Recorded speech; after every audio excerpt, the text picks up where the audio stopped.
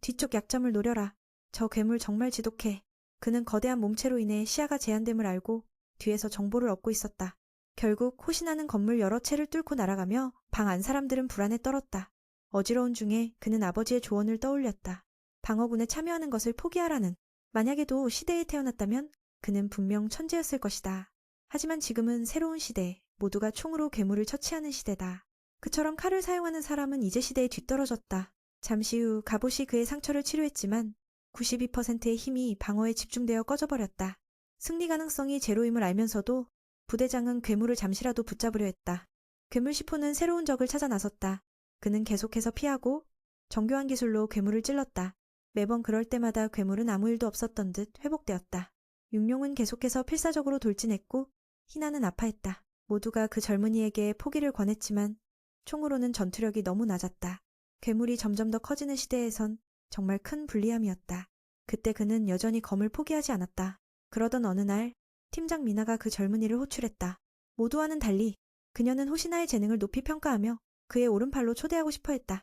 자신은 이미 충분한 화력을 가지고 있지만 검사가 필요하다고 생각했다. 완벽한 조합을 만들기 위해서 며칠 전 그녀는 기지를 그에게 맡겼고 마지막 숨을 쉴 때까지 지키고 싶었다. 팀장의 기대를 헛되이 하지 않기 위해서 부대장은 괴물 위로 올라가서 베기 시작했다. 가한 피해는 깊어졌지만 그 정도로는 부족했다. 그의 약점은 뒤 어깨에 있었지만 접근할 수가 없었다. 괴물 시포는 그가 몇 번 베도록 허용한 후 그의 작은 몸을 붙잡았다. 그 순간 작은 용감한 소녀는 고통을 느끼며 빠져나갈 수 없었다. 이 장면은 바로 그의 얼굴에 직격탄을 날려 그를 걱정하게 만들었다. 지금 아니면 영원히 카프카는 부대장을 구하기 위해 변신하고 싶었다. 그러다 익숙한 목소리가 들려왔다. 이치카와는 선배를 막으려 했지만 그는 동료의 생명을 무엇보다 중요하게 여겼다. 미나의 목소리가 모든 팀원과 연결되었을 때 그는 드디어 멈췄다. 호시나는 그렇게 알고 기뻐하며 괴물 시포에게 말했다. 이번 전투는 내가 이겼어. 바로 그때 미나의 강력한 포탄이 날아와 괴물의 팔을 날려버렸다. 덕분에 부대장 호시나는 성공적으로 탈출했다. 괴물은 고통 속에서 울부짖었다. 그의 임무는 여기서 성공적으로 완료되었고 팀장이 돌아올 길을 열어주었다. 괴물 시포는 미나를 바라보았고 그녀가 적들이 말한 팀 3의 가장 강력한 존재라는 것을 깨달았다. 다음 공격이 발사되지만 그는 피했다. 미나의 백호는 주인을 방어하며 발사될 때마다 충격을 견뎌야 했다. 익룡이 조종되어 그녀의 공격을 막아섰다. 괴물 시포의 회복 속도는 여전히 매우 빠르다. 조정실의 모든 사람들은 팀장에게 그것의 핵이 희나의 어깨 아래에 있을 수 있다고 알렸다. 숨을 쉴 수 있는 시간이 생기자 꽤 많이 회복되었다. 전투복도 과부하에서 벗어나 63%의 전투력을 가동할 수 있게 되었다. 그가 겨냥하는 것은 이 괴물의 이동 및 회피 능력. 그래서 다리의 약점을 겨냥하고 있다. 그렇게 해야만 미나는 결정적인 한 방을 날릴 수 있다. 베는 곳마다 이 괴물은 계속 회복하고 있다. 하지만 이번에는 부팀장이 혼자가 아니다. 세 번째 강자가 나타나 선배를 도와주고 있다. 하지만 키코루의 강타는 괴물에게 아무런 영향을 미치지 않았다. 힘의 차이가 너무 크고 호시나의 무기만큼 날카롭지 않았다. 이 도끼는 내리칠 지점을 필요로 하며 부팀장은 괴물에 열린 상처를 그 지점으로 삼아 공격하게 했다. 다시 내리치자 그 파괴력은 엄청나서 괴물 시포는 무릎을 꿇었다. 하지만 그 정도가 이 작은 녀석이 할 수 있는 전부였다. 전투복은 과열의 한계에 도달했다. 호시나는 그들의 팀장이 제일 좋은 사격 위치에 들어간 것에 대해 감사했다. 첫 번째 파괴 공격. 미나는 외부의 갑옷을 모두 제거하고 핵과 뼈대가 드러나게 했다. 추가 발사를 할 준비를 하자 한 마리의 익룡이 남은 팀원들을 방해하였다. 이때 부팀장도 팀장을 도와주기 위해 나섰다. 남은 괴물들은 이 기회를 이용해 계속 일어나서 모든 사람의 공격을 받아들이지만 전혀 아프지 않았다. 여기서 이 괴물에게 피해를 줄 수 있는 사람은 오직 2명뿐이다. 그래서 호시나는 다시 몸을 던져야 했다. 지친 몸으로도 이 청년은 계속해서 움직일 것을 강요했다. 그의 머릿속에는 최대한 시간을 끌어야겠다는 생각뿐이었다. 지금 이 5초도 너무나 소중했다. 그들은 이렇게 협력하여 괴물 시포의 회복 능력을 방해했다. 이 모든 것은 검을 사용하는 존재의 존재를 증명하기 위한 것이다. 시간은 다 되었지만 부팀장은 결정적인 순간에 길을 열 수 있었다. 괴물이 그를 잡아먹으려는 순간 승리를 결정짓는 총알이 날아왔다. 미나는 이 공격에 모든 힘을 쏟았다. 그럼 부팀장이 96ph의 전투력을 지닌 것이 정말 다행이라고 생각했다. 총알이 괴물 시포의 몸에 닿자 그것은 여러 조각으로 폭발했다. 이 장면을 목격한 방어군은 승리를 축하할 수 있게 되었다. 모두 지쳐 있었지만 승리했다는 사실에 기뻐했다. 미나는 핵이 더 이상 남지 않은 것을 확인하고 내려갔다. 호시나도 키코루에게 다가가 그녀의 노력을 격려했다. 상황이 변할 수 있었던 것은 그녀가 익룡을 물리친 강력한 전투력 덕분이다. 3명의 가장 강력한 존재들이 모인 이 장면을 보고 카프카는 감동의 눈물을 흘릴 수밖에 없었다. 그가 어릴 적부터 항상 동경하던 모습이 바로 이 장면이었다. 이런 멋진 사람들 서로 인사를 나누며 승리를 자축했다. 이치카와는 그를 보고 뚱뚱해지지 말라고 소리쳤다. 얼굴이 무섭다고. 그는 모든 것이 이제 시작이라고 웃으며 말했다. 우린 함께 힘내자. 형님. 그쪽에서 부침장은 남은 괴물들을 처리하러 가고 싶어 했지만 미나가 그의 머리를 쳐서 쉬라고 했다. 뼈가 몇 개 부러졌다고. 다른 부침원들도 팀장에게 쉬라고 부탁하며 남은 일을 처리할 수 있다고 말했다. 바로 그때 미나의 백호가 뭔가를 느끼고 으르렁거렸다. 하늘을 바라보자.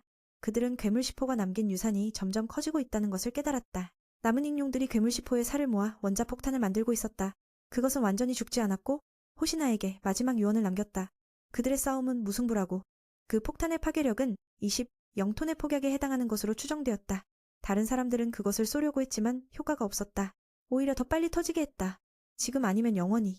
카프카는 폭탄을 향해 돌진하여 모두를 놀라게 했다. 이치카와만이 형이 무슨 짓을 하려는지 알아차리고 소리쳤다. 말리라고. 호시나도 그가 뭔가 하려는 것 같아 쫓아갔지만 따라잡을 수 없었다. 그 순간 부침장은 모든 것을 깨달은 듯 보였다. 그는 정말로 사람들 앞에서 괴물 8호가 되어버렸다. 가장 강력한 괴물이 중심에 나타났다는 소식이 전해졌다. 그건 더 이상 중요하지 않았다. 왜냐하면 모두가 카프카의 변신을 보았으니까. 현재 그의 힘의 수치는 9.8. 믿을 수 없는 수치였다. 처음에 호시나는 이 사람에게 뭔가 이상한 점을 느꼈지만 의심이 들어갔다. 하지만 카프카에게 가까워질수록 그 의심은 사라졌다. 그가 너무 착했으니까. 그는 자신을 믿어준 부침장과 모두에게 미안하다고 속으로 말했다. 이 순간 이전에 했던 약속은 더 이상 이행할 수 없게 되었다. 이치카와는 씁쓸한 표정으로 그를 바라보며 그가 무슨 짓을 하고 있는지 물었다. 미나는 그 말을 듣고 충격을 받았다. 그들이 그가 괴물 8호라는 것을 알게 되었으니 더욱 충격이었다. 그는 많은 말을 하지 않고 하늘과 땅을 뒤흔드는 포효를 했다. 죽음을 피하기 위해 세상을 바꾸고 싶었다. 이번 한 번만으로 충분하다. 카프카는 영웅이 되고 싶었다. 그 후에 어떤 일이 일어나도 상관없다. 괴물 8호의 힘이 폭발하며 그를 하늘로 쏘아 올렸다. 로켓처럼 하늘로 치솟으며 비록 괴물이지만 여전히 제3방어대의 일원이었다. 그 생각이 카프카에게 하늘을 찌르는 강력한 주먹을 날리게 했고 슈퍼 괴물 폭탄을 대기권까지 날려보냈다. 그의 몸은 자유롭게 떨어지기 시작했다. 미나는 모두에게 방어막을 최대치로 올리라고 외쳤다. 그 직후 그 폭탄이 폭발하며 아래의 모든 것을 날려버렸다. 비록 지면에서 멀리 떨어져 있었지만 이 사건으로 도시가 거의 완전히 무너졌다. 오직 카프카만이 동료들을 보호하기 위해 당당히 서 있었다. 모든 것이 끝난 후 그들은 그에게 총구를 겨누며 감사를 표했다. 가장 씁쓸했던 것은 미나가 그를 괴물 8호라고 부르며 이름을 부르지 않았다는 사실이었다. 그의 손과 발은 힘이 빠져 더 이상 움직일 수 없었다. 이제 겨우 몇 살인데도 이런 위험한 일을 하다니 정말 웃기고 기가 막혔다. 다행히 모든 것이 끝났고 아무도 죽지 않았다. 괴물 8호가 카프카로 확인된 후 중요한 회의가 열렸다. 여기에는 방어대의 고위 관계자들이 모여 있었고 총사령관은 키코루의 아버지인 요였다. 그는 카프카를 연구하기 위해 맨을 제거하자는 의견을 냈다. 옆에 있던 사람은 그가 인류의 생명 무기가 될 수 있을지 지켜보자고 했다. 요다오는 마지막 시험을 원했기에 제3방어대의 괴물 8호를 압송하라고 했다. 차가운 외로움 속에서 카프카는 위에 있는 사람들이 정말로 괴물인지 의문을 품게 했다. 갇혀있는 시간 속에서 그는 시간을 잊고 지금이 몇 시인지 자신에게 어떤 일이 일어날지 알지 못했다. 최악의 경우 키코루가 말한 대로라면 이번 생은 끝이라고 생각했다. 그의 몸은 방어대에 의해 무기로 사용될 것이다. 처음에는 미나와 가까워질 수 있겠다고 생각했는데 결국 이렇게 될 줄은 몰랐다. 생각이 지나가고 미나와 다른 사람들이 찾아왔다. 그들은 그를 더 나은 곳으로 압송할 것이라며 지옥 같은 곳일지도 모른다고 했다. 맨은 부대장에게 사과하려 했지만 말할 겨를 없이 그냥 따르라는 꾸중을 들었다. 그의 발걸음은 점점 무거워져 갔다. 사람들이 자신을 괴물로 싫어하고 있는 것도 당연했다. 여기 있는 누구나 괴물들에 의해 사랑하는 사람을 잃었으니까. 밖으로 나가자 맨은 제3방어대의 모든 팀원들이 여기 있었다. 차가운 공기가 카프카를 슬프게 만들었고 그는 고개를 들고 사람들을 바라볼 용기가 없었다. 그들 역시 마찬가지였다. 모든 것이 계획대로 진행되었어. 아무도 입을 열지 않았지만 차에 올라탈 때쯤 이치카와가 말했다. 선배가 돌아오기를 기다릴게. 그 말에 모두가 충격을 받았어. 어떻게 돌아올 수 있겠어. 이미 괴물로 낙인 찍혔는데. 둘만 남았을 때 미나가 입을 열었어. 사람들이 이렇게 차갑게 행동한 이유는 감시를 두려워했기 때문이야. 사실 팀원들은 그를 싫어하지 않아. 미나는 자신의 마음을 전하고 싶어 했고 팀원들을 위해 그를 구하기 위해 노력하고 있다는 걸 알리고 싶었어. 그녀는 카프카를 예전의 형처럼 여기며 사람들을 지키기 위해 위험에 맞서는 용기를 가졌어. 미안한 증언들이 모이고 그 말을 듣고 그의 기분이 조금은 나아졌어. 그곳에 앉아있던 맨은 그녀와 함께할 기회가 남아있냐고 물어봤어. 그녀는 부드럽게 대답했어. 나는 항상 그를 기다리고 있어. 행복한 눈물이 흘러내렸어. 그 대답은 맨의 마음을 따뜻하게 해주었어. 밖에서는 이치카와와 다른 사람들이 동료를 지켜보고 있었어. 부팀장이 경례를 하자 상관이 놀라서 물었어. 호시나, 뭘 하는 거야? 그는 대답했어. 선배님께 인사하는 거예요. 그래서 상관은 더 이상 이의를 제기하지 않았지. 괴물에게 인사해? 라고 말했으면 모두 벌금을 물었을 거야. 잠시 후 맨은 주민들이 없는 안전한 지역으로 옮겨졌어. 3팀의 친구들과 카프카에게 고마워하는 이들은 그가 떠나자 슬퍼했어. 모두가 그가 안전하게 돌아올 확률이 낮다는 것을 알고 있었지. 야루는 분위기를 밝게 하려 했지만 실패했어. 며칠 전 그를 구했던 친구도 맨이 걱정되었어. 그는 사람들을 구하고 괴물의 약점을 찾기 위해 최선을 다했어. 야루는 그 괴물 덕분에 살아남을 수 있었어. 아오는 그들이 인간이 아니라고 했어. 하루치 대장은 이 사건의 심각성을 알고 있었어. 모든 정보는 비밀로 유지해야 해. 만약 사람들이 괴물이 인간으로 변장할 수 있다는 걸 알면 두려움 속에서 살아야 해. 누가 알겠어? 괴물이 내 주변에 누군가와 함께할 수도 있다는 걸. 한편 미나는 그 소중한 형을 구하기 위한 증거들을 거의 모았어. 그녀는 이를 친구에게 넘겨 증거를 정리하게 했어. 호시나는 카프카가 갇혀있는 곳을 바라보고 있었어. 부침장이 친구에게 그가 어떻게 될지 물어봤어. 그는 잘 모르겠지만 그 유머러스한 형이 돌아오지 않으면 3팀에 큰 손해가 될 거라는 것만 알았어. 카프카는 가장 빠르고 정확한 정보를 제공하는 사람이야. 그와 다시 싸워보고 싶어. 키코루는 그를 구하고 싶어 했어. 그녀에게는 큰 은혜가 있었거든. 그는 총사령관으로서 아버지를 만났지만 아버지와의 관계는 없었어. 그녀는 그 형에 대한 사형 요구를 철회해주기를 바랐어. 그가 자신을 구해주었기 때문에 지금까지 살아있을 수 있었으니까. 오, 야다는 딸에게 어리석다고 꾸짖었어. 모든 것이 그가 괴물이라는 것을 증명하고 있었거든. 영화를 본 후 그들은 맨이 더 이상 뛰는 심장이 없다는 것을 깨달았어. 대신 카프카라는 괴물의 핵이 그의 몸 안에 있었어. 그 괴물은 키코루의 어머니를 죽인 자들과 같았지. 그렇다면 너는 여전히 그를 구하고 싶으냐? 그녀는 여전히 그를 믿는다고 말했어. 이쪽에서는 맨이 계속 신체 검사를 받았어. 물론 그는 괴물로 변신해 탈출할 수 있지만 그렇게 된다면 사형을 받는 것과 같아. 다음 날 미나는 신입생 중 4명을 불러 부대 이동을 알렸어. 3팀 기지가 75% 파괴되었거든. 훈련할 곳이 없어서 그녀는 이 4명이 빨리 강해져서 선배를 도와주기를 원했어. 괴물 9번과 10번이 여기 공격한 이유가 절대 우연이 아닐 거야. 앞으로 더 많은 사건이 일어날 것이고 그들이 강해지지 않으면 살 수 없을 거야. 그녀의 기대를 알게 된 이치카와가 가장 먼저 부대 이동에 동의했어. 그는 선배를 보호할 힘이 필요했고 이것이 최선의 방법일 거라고 생각했어. 야루는 놀랐어. 그가 카프카를 기다리기 위해 남을 것이라고 생각했거든. 다른 2사람은 의심스러워했어. 미나가 그들과 맨이 너무 가까워서 이동을 시키는 건지 의문스러웠어. 만약 그렇다면 그들은 이 제안에 동의하지 않을 거야. 미나도 설명했어. 이건 자발적인 결정이지. 그 형과는 관계가 없다고. 그날 오후 하루치는 카프카를 구해줄 사람에게 전화할지 망설이고 있었어.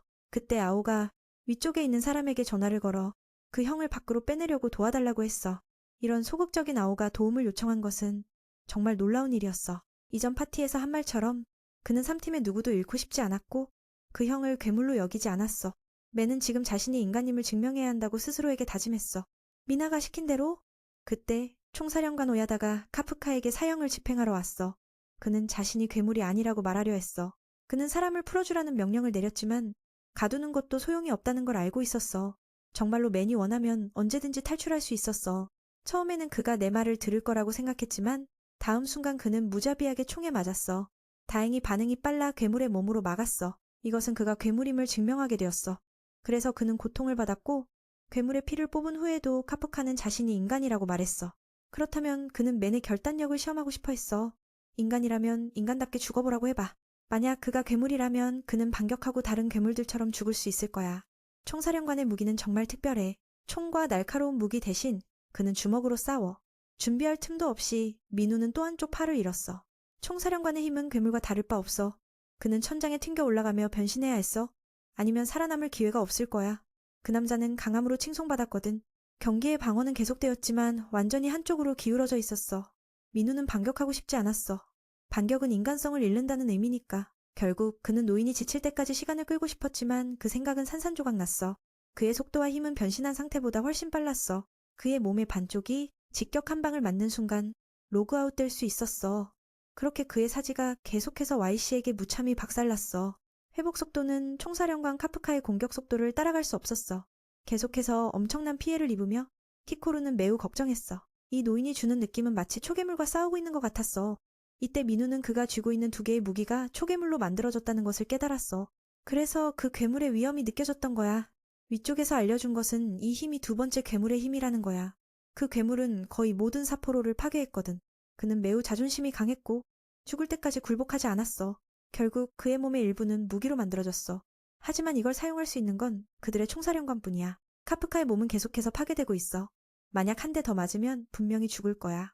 아래를 내려다보니 충격적으로도 자신의 다리가 없다는 것을 깨달았어. 결국 죽음을 피하기 위해 지금 바로 괴물팔로 완전히 변신했어. 이 장면을 목격한 Y씨는 꽤 기뻐했어.